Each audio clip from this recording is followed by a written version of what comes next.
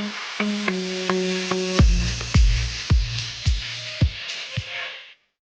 Media அன்பான சொந்தங்களே. விழுந்துட மாட்டேன்னு நினைக்கிறேன். எனிவேஸ் இன்னைக்கான நிகழ்ச்சியும் ஆரம்பிச்சாச்சு. நிறைய அன்பான சொந்தங்களை மீட் பண்றதுக்கான தருணங்கள் ஏற்பட்டுட்டு இருக்கு அப்படின்னு தான் சொல்லணும். தொடர்ந்து நிகழ்ச்சியில டிராவல் பண்ணி தான் பார்க்கணும். யார் யார்கிட்ட பேச போறோம், என்ன மாதிரி பேச போறோம், அவங்க கூடான என்ன விஷயங்கள் கிடைக்க போகுது அப்படிங்கிறத நம்ம நிகழ்ச்சியினூடாக தான் பார்க்கணும். எனிவேஸ் இன்னைக்கு நாங்க எங்க இருக்கோம் அப்படின்னு சொன்னா கொழும்பு கொள்ளுப்பிட்டி பகுதியில தான் இன்னைக்கு நம்ம டிராவல் அமைய பெற்றிருக்கு.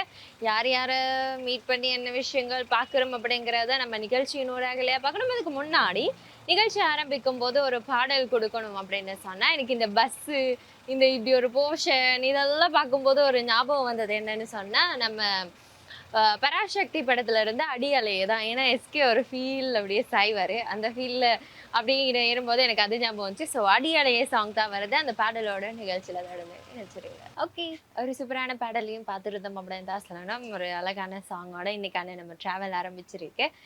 என்னடா பஸ்ஸுக்குள்ள தனியாக நடந்துட்டு இருக்கேன்னு பார்த்தீங்களா, இன்னும் ஆக்கல ஏறல, அவ்வளோதான், வேற ஒன்றும் இல்லை. பஸ்ஸோட இன்னைக்கு நம்ம டிராவல் வந்து ஆரம்பிச்சிருக்கு. புது எக்ஸ்பீரியன்ஸ் இது வந்து என் ஃபர்ஸ்ட் டைம் அப்படின்னு தான் சொல்லணும். நம்ம இப்படி பஸ்ஸுக்குள்ள ஒரு டிராவல் அப்படி மீட் பண்ணி மக்களை பேச போகிறது அப்படிங்கிறது. எனிவேஸ் இந்த ஒரு அனுபவமும் நம்ம லைஃப்ல தேவைதானே அப்படிங்கிற மாதிரி இன்னைக்கு நம்ம மீட் பண்ண விதத்துல பார்த்த விதத்துல அன்பான சொந்தங்கள் ஒரு விதத்துல நல்லவங்களா தான் இருக்காங்கப்பா. ஒரு மாதிரி இப்ப எல்லாம் யாரும் நம்புறதுனே தெரியலடா அப்படிங்கிற மாதிரி லைஃப்ல போய்கிட்டு இருக்கும்போது சில அன்பான சொந்தங்கள், நல்ல அன்பான சொந்தங்களை பார்க்கும்போது மனசுக்கு கொஞ்சம் திருப்தியா தான் இருக்கு அப்படின்னே சொல்லணும். எனிவேஸ் அவங்க கூட தான் இன்னைக்கு நம்ம டிராவல் இணைய போகுது. நீங்க என்ன பண்ணணும் அப்படின்னு சொன்னா தொடர்ந்து நிகழ்ச்சியோட இணைஞ்சிருக்கணும். ஓகே, அடுத்தடுத்து அன்பான சொந்தங்களை மீட் பண்ற மூமெண்ட்ல இப்ப நம்ம கூட பேச ஒரு அன்பான சொந்தம் இணைஞ்சிருக்காங்க. அவங்க கூட பேசலாமா? உங்க பேர்? என் பேர் முனாஜித் மௌலவி, மொஹிதீன் கனி முனாஜித் மௌலவி. சொந்த ஊர் இதுவா? வவுனியா, செட்டிகுளம், வவுனியா மாவட்டம், செட்டிகுளம் ஊர். இந்த பக்கம் வந்து வர்க் பண்றீங்களா இல்லாட்டி எப்படி? இங்க தொழில் செய்யறேன் நான். இந்த வாகனத்தை வச்சு பிக்மி ஓடுறேன். என்ன தொழில் செய்றீங்க? பிக்மி பிக்மி ஊபர் போட்டிருந்தது. இப்ப பிக்மி மட்டும் இந்த வாகனத்தை வச்சுக்கொண்டு ஓடிட்டு இருக்கீங்க. அந்த வருமானம் போதுமானதா இருக்கா? வருமானம் கிடைக்கிறத வச்சு போதுமாக்கி கொள்றது. ஆனா தேவைகள் நிறைய இருக்குது. பிள்ளைகளுடைய படிப்பு, மருத்துவம், மற்ற இதுகள் இருக்குது. இரவு பகலாக கொஞ்சம் சிரமப்பட்டு உழைச்சால்தான் கடன்படாம வாழலாம். குடும்பத்துல எத்தனை பேர்? குடும்பத்துல கிட்டத்தட்ட என் பொறுப்புல ஒரு 8-10 பிள்ளைகள் இருக்கிறாங்க. குடும்பம், மனைவி, பிள்ளைகள் எல்லாம்.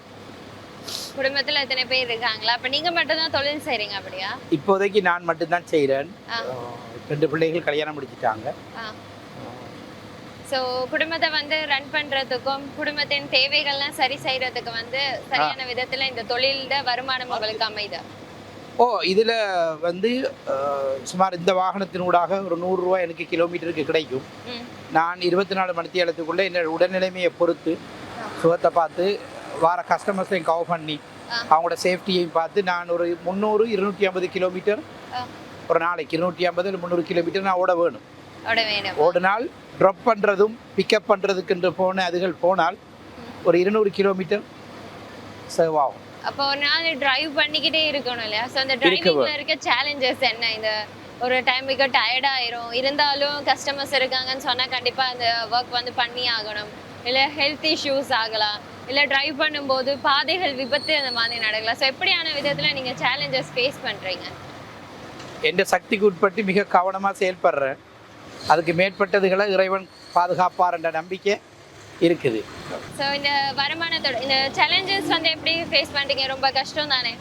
அதுக்கு மத்தியில இப்போ நிறைய பேர் வந்து ஏதாவது தொழில் செய்யணும்னு ஆரம்பிப்பாங்க. ஆனாலும் அந்த தொழில் கஷ்டமா இருக்கு, இந்த தொழில் கஷ்டமா இருக்குங்குவாங்க. சில பேர் வந்து தொழில் தேடுறதே கஷ்டமா இருக்குன்னு சொல்லுவாங்க. இந்த தொழில் இல்லை அப்படின்னு ஃபேஸ் பண்ணக்கூடியவங்க, அவங்களுக்கு பொதுவா நீங்க என்ன மாதிரி விஷயங்கள் வந்து சொல்லுவீங்க? அதாவது நீங்க உங்களோட கேள்வி நல்ல கேள்வி. அதிகமான படித்த அல்லது படிப்புல குறைந்த இளம் யுவதிகள், வாலிபர்கள் இருக்கிறாங்க.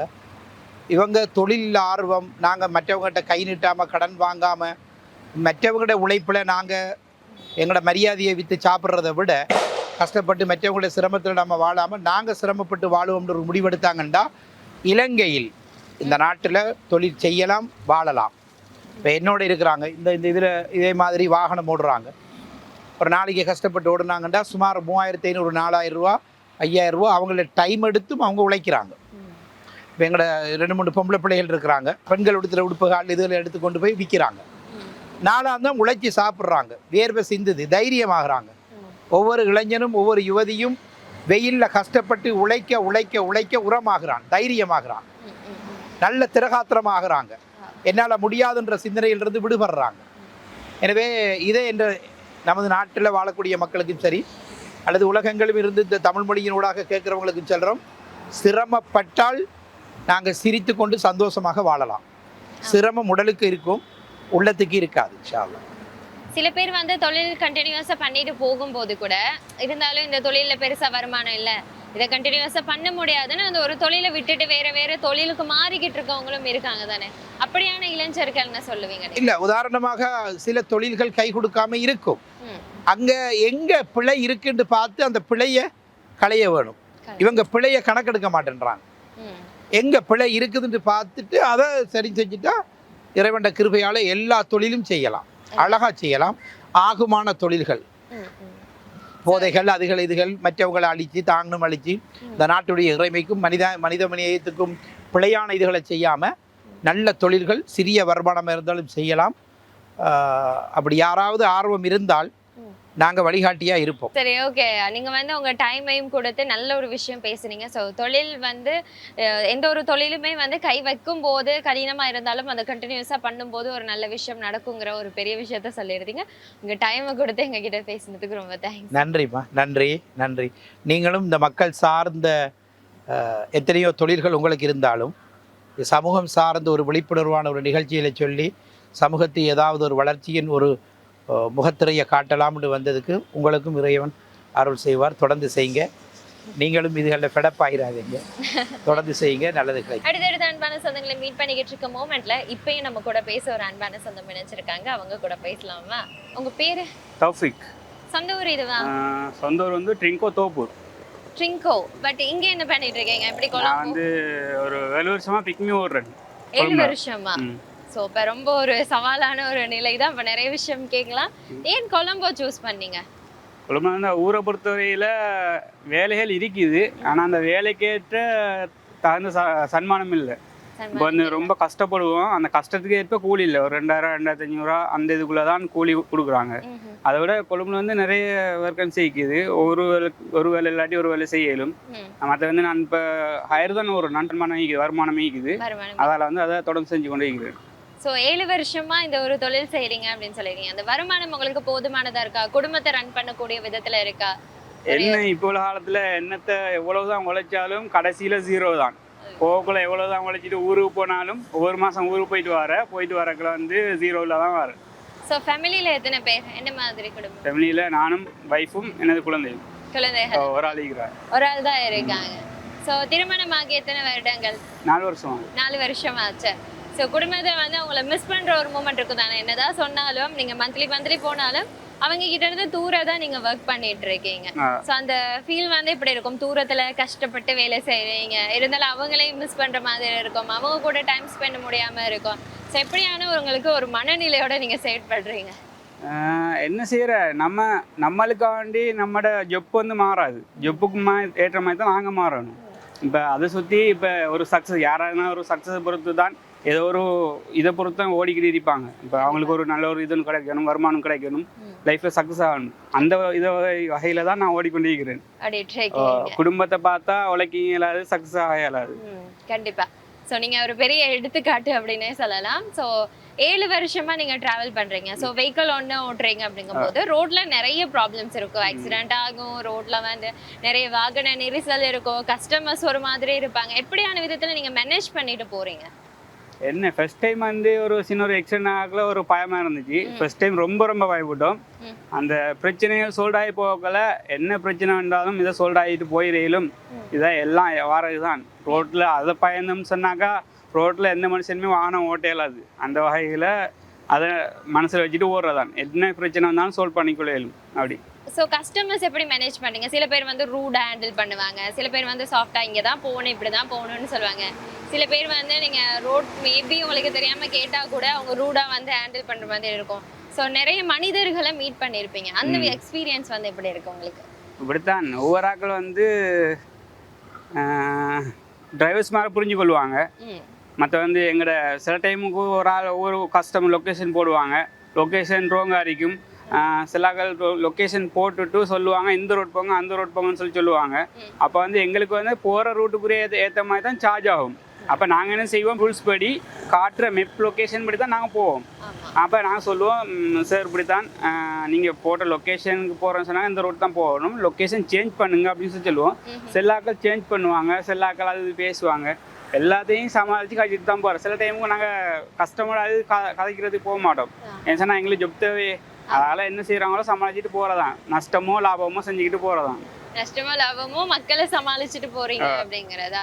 ஸோ நிறைய பேர் வந்து ஆஷா பேசி இருக்க மூமெண்ட் கூட இருந்திருக்கும்ல, அப்போ உங்களுக்கு கண்டிப்பா இவ்வளவுலாம் திட்டு வாங்கணுமா இப்படியெல்லாம் ஃபீல் பண்ண அப்படியெல்லாம் மூமெண்ட் இருந்திருக்குது. எப்படி நீங்க அதெல்லாம் கடந்து வாரீங்க?